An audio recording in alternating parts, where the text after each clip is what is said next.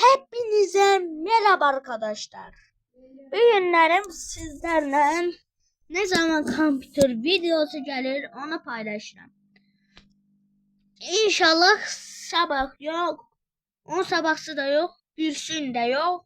3 gündən sonra kompütür videosu gelir. Sözüm sözdür mən. Sözüm sözdür. Sözümün de üstünde duracağım. Gördünüz, size dedim planşet videosu gelecek. Gördünüz, gelmişti. Siz kanala abone olmadınız. Ben o birisi videoma. Ben de atmadım. Siz kanala abone. Niye buna basmıyorsunuz ki kanala abone olup like atmıyorsunuz? Siz onu atırsınız. Ben sevincinden göl uçuram. Atmırsınız, üzülürüm. Valla video atmak istemiyorum. Siz varsınız deyənə ürəyiniz sıxılmasın. Deyənə mən videolar atıram ki, siz yaxşı baxasınız Wi-Fi ilə. Sevincəsiz. Allah sizə də qismət edəsin kompütür. Onun üçün də o kanala abone olun. Əllərinizlə.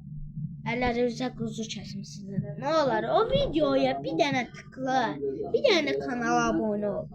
Allah sən nə muradın varsa, nə arzun varsa o yerinə yetirsin Allah. Nə olar? O videoya bir dənə like at da, qiymənə, nə olar? Sən üçün çəkirəm bu videonu. Axşam sənin üçün vlog çəkirəm YouTube'a video. Sizin üçün. Nə olar? Bir dənə o kanala abone olub like atmağı qıyın. Hamıya qıyın. Mən sizə qıyıram. Ben harda böyük oğlan, yekə arvad gördüm. Arvad nədir? Harda oğlan, uşaq, saat gördüm, mən o saat like atıram. Siz də mənə like atın. Türklər, sizə səslənirəm, ürəyimsiz. Azərbaycanlılar, sizə də Sabirabad uşaqları sizə də. Neftçalı uşaqları da sizə də. Öpürəm bütün rayonların uşaqları. Öpürəm, salamat qalın. İndi videoyu paylaşıram YouTube'da. Hamı girsin bir 10 like atın, 10 like olsun. O mənə bəsdir. Bir an bu videoya 10 like gəlsin, 10. Sizə 1000 istəmirəm, 14.000 istəmirəm. Bir dənə kanala abone olub like atın, 10.